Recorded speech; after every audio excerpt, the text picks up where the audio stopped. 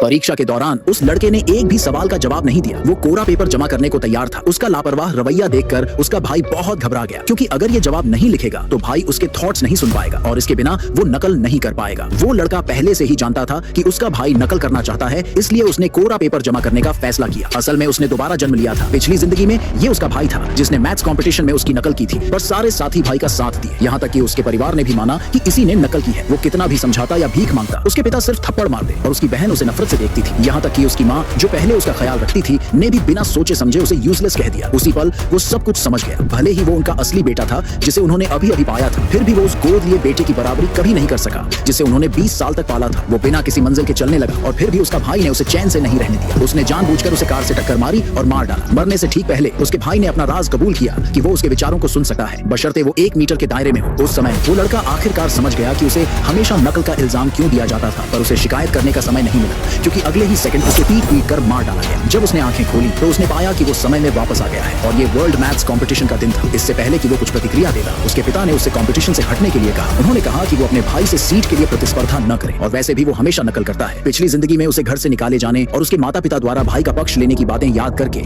इस बार उसने सब कुछ बदलने का फैसला किया। उसने बिना किसी विरोध के हटना मंजूर कर लिया। उसका भाई डर गया और उसे रोकने की कोशिश की। उस लड़के ने पूछा, क्या तुम मेरे बिना प्रतिस्पर्धा नहीं कर सकते? वो भाई घबरा गया, क्योंकि अगर ये लड़का हट जाता तो वो उसके विचार नहीं सुन पाएगा और एक भी सवाल हल नहीं कर पाएगा। उसने हैरान होकर सोचा कि जो मैथ्स को इतना प्यार करता था, वो अब इतनी आसानी से हार क्यों मान रहा है। उसने उसके दिमाग को सुनने की कोशिश की, पर वो लड़का उसका राज जानता था और उसे धोखा देने के लिए झूठे विचार का नाटक किया। भाई को लगा कि वो अपने परिवार की वजह से परेशान है और उसे कंपटीशन के लिए मनाने के लिए कहा कि हट जाने से परिवार और स्कूल की छवि खराब होगी। उसने सोचा कि इस तरह वो उसे वापस प्रतियोगिता में ला पाएगा, पर उस लड़के ने एक और चाल चली। उसने अपनी सीट बदलने के लिए कहा। जब उससे पूछा गया कि क्यों, तो उसने कहा कि वो अपने भाई से दूर बैठना चाहता है ताकि सब देखें कि वो नकल नहीं कर रहा है। जब परीक्षा शुरू हुई तो उस लड़के ने कुछ नहीं लिखा। उसका भाई उसके पीछे बैठा था। शुरुआत में वो आत्मविश्वास से भरा था, पर जल्द ही वो घबराने लगा। दूसरे प्रतियोगी फुसफुसाने लगे। उन्हें लगा कि वो लड़का इसलिए नहीं लिख रहा है क्योंकि उसका भाई नहीं लिख रहा है, और उन्हें लगा कि भाई की कोई रणनीति है, सब कुछ मानसिक रूप से हल करना और फिर अंत में लिखना। वो लड़का ये सुनकर हंसा, पर फिर भी उसने एक भी जवाब नहीं लिखा। जब सिर्फ 10 मिनट बचे थे तो भाई बेताब हो गया। उसने देखा कि वो लड़का आखिरकार अपनी पेंसिल उठा रहा है और वो उत्साहित हो गया। उसने नकल करने के लिए जल्दी से अपनी पेंसिल उठाई। थोड़ी देर बाद वो लड़का पेपर जमा करने के लिए हाथ उठाया। उसका भाई चिल्लाते हुए अचानक खड़ा हो गया। उसने चिल्लाया, इसने एक भी सवाल का जवाब नहीं दिया। जज पास आए और पुष्टि की कि पेपर कोरा था। वो लड़का सिर्फ मुस्कुराया और एक सवाल पूछा जिसने सबको भ्रमित कर दिया, तुम्हें कैसे पता चला कि पेपर कोरा है जब तक कि तुमने देखा ना हो? उसका भाई घबरा गया और कहा कि उसने ऐसा इसलिए सोचा क्योंकि ये लड़का हमेशा नकल करता था और शायद वो कुछ हल नहीं कर पाया, इसलिए उसने मान लिया। ये सफाई कुछ लोगों को सही लगी, पर वो लड़का मुस्कुराता रहा। फिर उसने कुछ और पूछा, अगर मैं कुछ हल नहीं कर पाया और मेरा पेपर कोरा जमा करना सही है तो तुम्हारा पेपर भी कोरा क्यों है? जज दौड़कर भाई का पेपर चेक करने गए और वाकई में वो भी कोरा